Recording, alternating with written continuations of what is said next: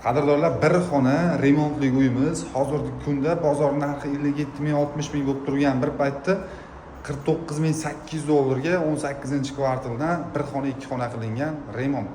O'rtacha bo'lgan xonadon topib qo'ydik. Ko'cha eshigidan kirib kelishimiz bo'ladi. Prixoshkamiz ko'cha eshik alishgan. Vanna tualetlar razdельный, vanna qismi, kafellar yaxshi holatda turibdi.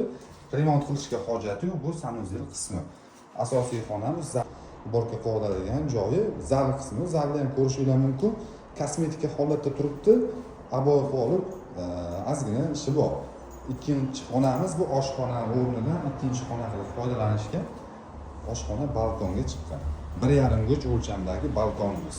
Ko'rishingiz mumkin. Birinchi liniya Shuhrat Perikrovskiy Al-Xorazmiy quruvdi. Shuni oldi, Olma marketda ro'parasi bo'ladi. Ma'lumotlarni yana bir bor eslatib o'taman. Chilonzor 18-kvartal, bir xona 33 metr kvadratlik 3-etajda joylashgan birinchi liniyadagi xonadonimiz 49.800 dollarga srochniy narxida chiqib qoldi.